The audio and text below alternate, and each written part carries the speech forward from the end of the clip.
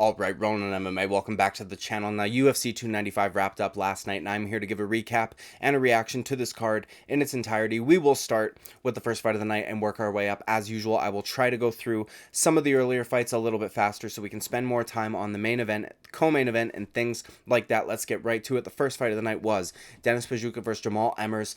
Not much to say about this. Phenomenal performance by Jamal EMMERS. Got him out of there in less than a minute, 49 seconds to be exact. Big right hand over the top. That sat him down and he finished him up shortly thereafter. Phenomenal performance by Jamal EMMERS.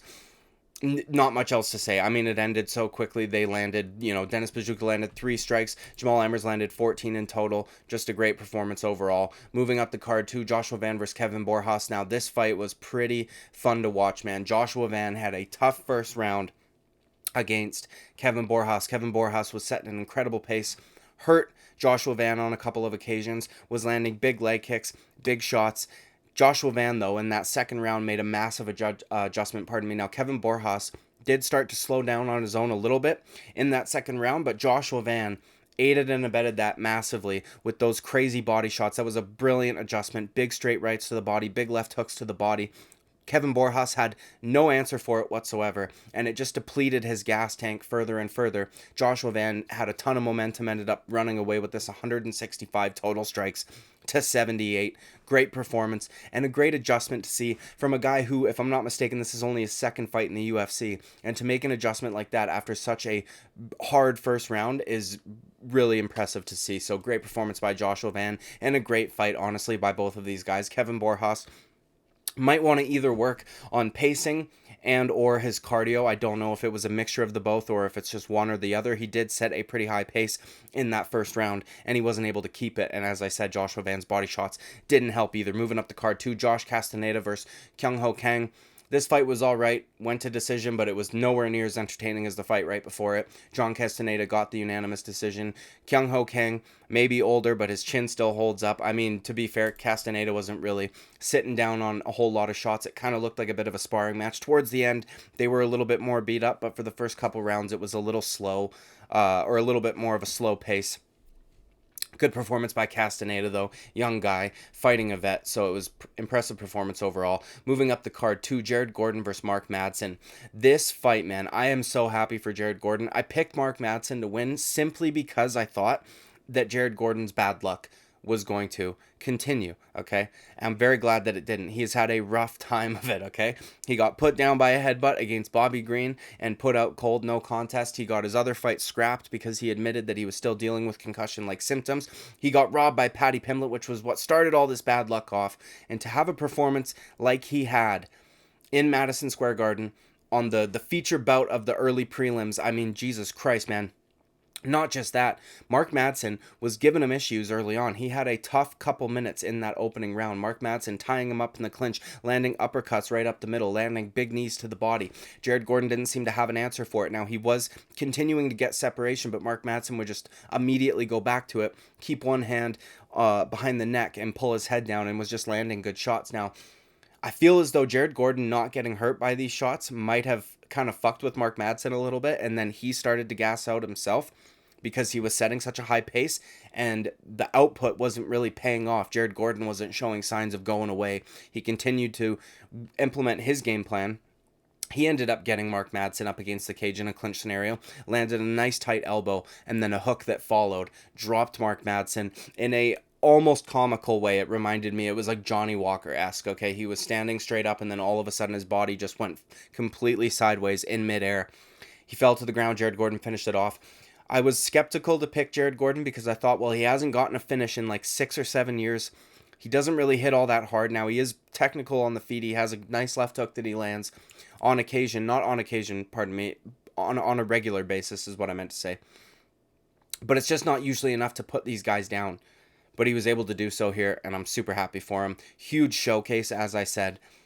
Great performance by Jared Gordon after a tough couple of minutes to just continue on, not go away, and get the finish was fucking awesome. All in the first round, do you know what I mean? So, moving up the card too. Nazim SADYKHOV versus Vyacheslav BORSHCHEV, okay? Holy shit. Draw.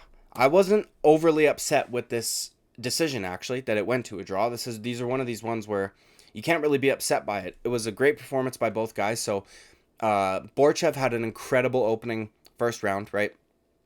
Lots of leg kicks, lots of combinations, showing us his world-class kickboxing. Now, the reason I picked against him is we do see him hurt from time to time, and he'll be in such a good position in a fight, and then it seems like he just lets it get away from him. Nazim Sadykhov, in that second round, was doing work, put on an absolute clinic, almost finished BORSHCHEV on a couple of occasions, but dropped him badly once. After that, he jumped to the ground and tried to finish him there. BORSHCHEV was able to remain safe, and I feel as though Nazim Sadykhov maybe gassed himself out trying to finish it on the ground. I wonder if he would have got him to stand back up, if he would have continued on doing what he was doing on the feet, if he would have been able to get the finish. And it seems as though he might have gassed himself out in that second round, going for the finish, where BORSHCHEV just kind of took over in that third round, much like the first round. Lots of leg kicks. I mean, what a savage BORSHCHEV is also. His face was split open. He was bleeding like crazy. He just kept coming, kept with his game plan, the slick combinations, the leg kicks, all that shit. Nazim Sadykhov had no answer for that outside calf kick whatsoever. He had no idea what to do. It was spinning him around every single time. I'm assuming that round 2 was scored a 10-8, and BORSHCHEV got 1 and 3. I'm not overly upset by it. If you didn't score it at 10-8 in round 2, I could understand you being a little disappointed with these scorecards, but it was a very good fight, and I wasn't overly upset at the draw. I thought it was a fine decision. Moving up the card to Mateusz Rebecki versus Roosevelt Roberts. Now, I didn't even make a pick for Mateusz Rebecki because he was supposed to fight somebody else, and it ended up getting canceled. And when I did my picks video, I don't think Roosevelt Roberts was an official replacement as of yet. Credit to Roosevelt Roberts for taking this fight. He was a massive, massive underdog, and it kind of showed throughout the course of this fight. Ended in 3 minutes. Mateusz Rebecki just taking him down immediately, fishing for submissions, beating him up on the ground, eventually found the submission and got Roosevelt Roberts out of there in short time. So, great performance by Mateusz Rebecki. I mean, it's not his fault that his original opponent fell out, and credit to Roosevelt Roberts for taking this fight on such short notice. Moving up the card to Tabitha Ricci versus GODINEZ. Very close fight, split decision. Towards the end of the fight, I thought maybe that the decision might go Tabitha Ricci's way simply because GODINEZ was showing a lot more damage on her face. The strike numbers throughout each round were extremely close. I think Tabitha Ricci outstruck her maybe in round 1 or round 2. In round 1, she outstruck her, and in round 2, it went to GODINEZ in terms of strikes. In round 3, they were almost dead even. It was a very close fight overall. I wasn't really upset at the decision either way. It just seemed as though Tabitha Ricci was the one doing maybe a little bit more damage. But regardless, good performance by both women. Decent fight. Moving up the card to Steve ERCEG versus Alessandro Costa. I picked Steve ERCEG to get this one done. The dude came in on short notice to make his debut. Phenomenal performance in his debut, and he kind of put us on notice like this dude's here, and he had a great performance last night also, outstriking Alessandro Costa even when it hit the grappling. He was, doing work there, had the advantage on the ground as well. It was just a very fun fight overall. The third round was nearly dead even in terms of strike numbers. Second round, he kind of won. First round, he seemed to do much better also. He had a couple of submission attempts throughout the course of this fight. Great performance by Steve ERCEG. He seems pretty big for a flyweight also. It's going to be really interesting to see him going forward, facing the guys at the top of the division or nearing the top of the division, right? Like ranked opponents and things like that. Very glad. Good addition to the UFC's flyweight roster. Moving up the card to Diego Lopes versus Pat Sabatini. Holy shit, we're at the main card. Diego Lopes, what a fucking performance. This guy can do it all. He can submit you. He can go with some of the best grapplers on the ground and offer up more dangerous threats, even from bottom, like we saw against Evloev when he made his debut on short notice. Submitted Tucker last time out and then got a fucking quick knockout here. This kid is so talented, man. And I mean, this was an incredible opportunity for him. Madison Square Garden, opening fight on a massive pay-per-view, and to have a performance like that, like he did not let that opportunity go to waste even a little bit. I am extremely excited to see this guy moving forward. He's just an absolute savage. And if you're good somewhere, he's probably just as good as you in that area. But if you're lacking in an area, he's going to take full advantage of that, which is exactly what he did. Very fun guy to watch fight. Great performance by Diego Lopes. Moving up the card. 2, Matt FREVOLA versus Benoit Saint-Denis. God damn, I knew this fight was going to be crazy. I did not think it would end as quickly as it did. I thought that Matt Frevola might be able to withstand some big shots from Benoit Saint-Denis for at least a little while, because he's shown us that he has a good chin in the past, like in his fight with Drew Dober and things like that. But Benoit Saint-Denis, I mean, look, you can eat a couple of left hooks. A head kick's a bit different. Perfectly placed head kick right off the temple eyebrow area, split him wide open, just put him out cold. Phenomenal performance by Benoit Saint-Denis. I cannot wait to see this guy climb the ranks also. I've been excited about him for a good while, and he is another one of those guys where he will fuck you up on the ground. He will submit you. He will smash you. He will fuck you up on the feet also. He's a marauder. He hits hard. He can take a shot. Fucking great performance. Incredible head kick. Moving up, Jessica Andrade versus Mackenzie Dern. This one had me a little bit irritated. So Dean Thomas said something on commentary. He goes, whoever told Mackenzie Dern to get rid of Jason Perillo made a mistake. And I fully agree with that sentiment. Mackenzie Dern, compared to her fight with Angela Hill, looked like she's never striked before in her life. She looked like a complete and total amateur on the feet. Her chin was way up in the air. All she was doing was trying to counter Andrade's big shots with straight shots, but she doesn't really have the same kind of stopping power that like a Yan Xiaonan has to put Andrade down. And her chin wasn't tucked. So you're just open for these big shots against one of the biggest power punchers that your division has ever seen. Also, your bread and butter is jiu-jitsu, and you only tried to take her down a couple of times. And actually in that second round where she got knocked down, I believe 4 times or something crazy like that, she only shot 1 takedown. She continued to try to strike with Jessica Andrade. Now it made for a very entertaining fight. However, not the best fight IQ, and as I said, we have seen in the past her striking look much better than it did tonight. A lot of mistakes, just basic fundamental mistakes that she was making that I think had she kept the striking coach, Jason Perillo, that she was using up until this fight, she would have looked a lot better on the feet, maybe been able to counter Andrade a little bit more, maybe been able to use Andrade's big overhand rights to shoot takedowns. It's just strange that she, either way, dude. Great performance by Andrade. I thought that she was maybe going to be, you know, at the end of her career, she seemed to have been figured out a little bit. She's gone through a bit of a rough patch, some losses, not just losses, but she's been getting finished. Good performance by her. Mackenzie Dern, what the fuck are you doing? And I do truly want to know which one of her coaches or who it was that convinced her to get rid of Jason Perillo. Is a very strange thing, especially considering how good she looked on the feet against Angela Hill compared to tonight. And I understand that Andrade is a different fighter on the feet than Angela Hill in many, many aspects. But you could still see a lack of fundamentals on the side of Mackenzie Dern, whereas in her fight, her last fight, that wasn't the case. So she literally regressed in her striking abilities. All right, good performance by Andrade. Moving up the card, co-main event, dude. Sergey Pavlovich versus Tom Aspinall. Holy shit, dude. I thought Sergey Pavlovich was going to be a little bit too much for Tom Aspinall in the sense of, I thought if Sergey clipped him, Aspinall wouldn't have been able to recover. I thought that Sergey Pavlovich would have just barraged him the way that he typically does. And once he's got you hurt, you know, he can continue to hit you. Tom Aspinall did eat a good shot early on that had him a little wobbly. That was the only shot Sergey Pavlovich landed throughout the course of that fight. He went to go forward, didn't land any follow-up shots because Tom Aspinall was able to get to a safe distance. Sergey ended up backing off. They got back to range. Sergey comes in for a shot. Tom Aspinall hits him with the counter right hand beautifully. Pulled back again, hits him again, puts him down. Something that's very unique about Tom Aspinall.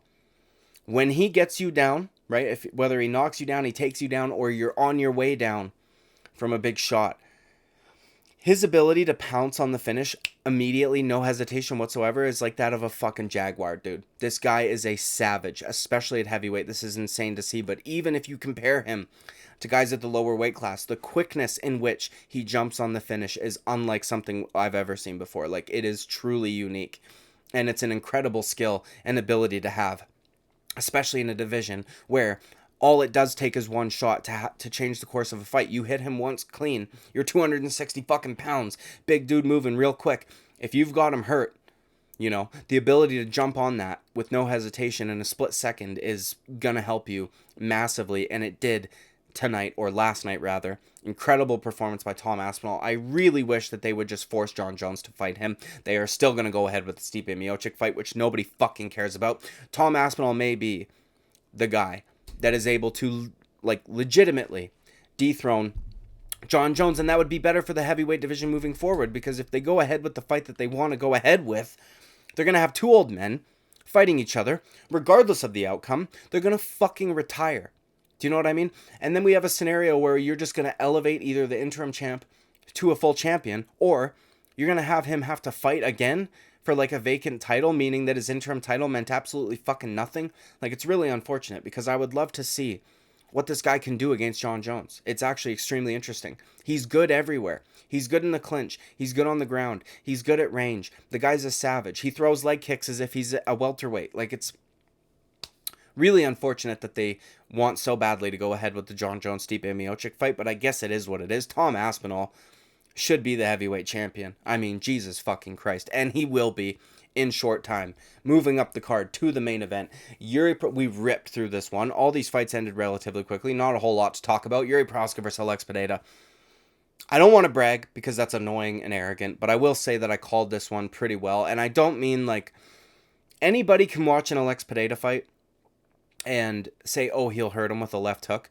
I didn't just call the left hook. I called the first shot that would start that off, which was him slipping off of a right hand from a Yuri Prochazka straight, which I showed this and demonstrated this by showing Alex Pineda's sparring footage with Bruno Silva. Bruno Silva hands down at the waist, which he doesn't usually do, throwing right hands from the bottom, moving upwards, Pineda slipping him and working an uppercut counter, followed by a left hook. Now, this wasn't so much as an uppercut. It might have been considered maybe more a bit of like a shovel hook type deal.